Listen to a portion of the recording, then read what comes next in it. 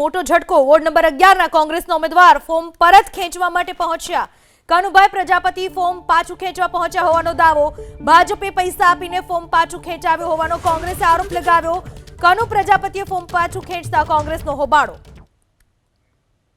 આ વિશે વધુ માહિતી આપવા આપણી સાથે જોડાઈ ચૂક્યા છે વડોદરાથી અમારા સંવાદદાતા કાનુભાઈએ।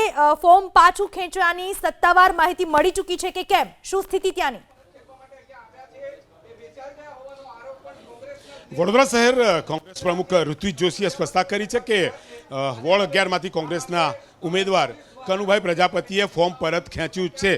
તેમણે સ્પષ્ટતા કરી છે, ઇન્ટરવ્યુમાં કહ્યું છે। સાથે તેમણે એ પણ આક્ષેપ લગાવ્યા છે કે ભારતીય જનતા પાર્ટીના દબાણ હેઠળ તેમને આ ફોર્મ પરત ખેંચવું પડી રહ્યું છે। લોકશાહીનું હનન તેમણે બતાવ્યું છે અને અહીંયા ખૂબ જ હોબાળો થયો મામલતદાર કચેરી।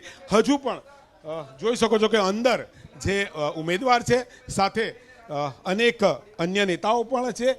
મોટી સંખ્યામાં તમામ લોકો અંદર ઉપસ્થિત છે, હજુ સુધી બહાર આવ્યા નથી। એટલે કે મામલતદાર તરફથી હજુ કોઈ સ્પષ્ટતા થઈ નથી, પરંતુ જે રીતે કનુભાઈએ ફોર્મ પરત ખેંચ્યું હોવાની સ્પષ્ટતા ઋત્વિજ જોશીએ કરી છે।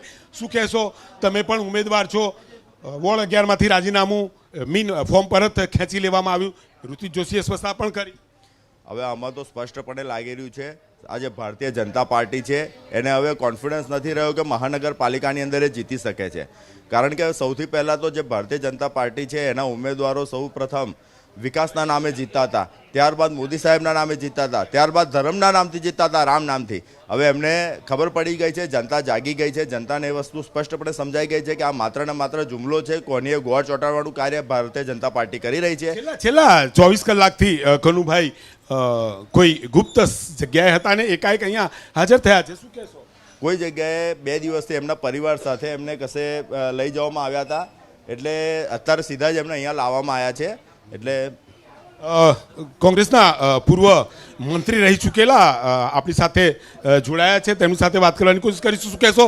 ફોર્મ તો પરત ખેંચાયું, ઋત્વિજ જોશીએ સ્પષ્ટતા કરી છે અહીંયા કનુભાઈ પ્રજાપતિનો ઉલ્લેખ કર્યો છે ને, પણ આ આખું ભાજપ એની જે નીતિઓ છે, કોઈ પણ ભોગે સત્તા લેવી છે, સામ દામ દંડ ભેદ બધા નુસ્ખા અપનાવીને ગમે તેમ કરીને ભાજપને જીતાડવી છે અને વોટ ચોરી પણ કરી છે। બધી રીતે આ લોકશાહીનું હનન છે।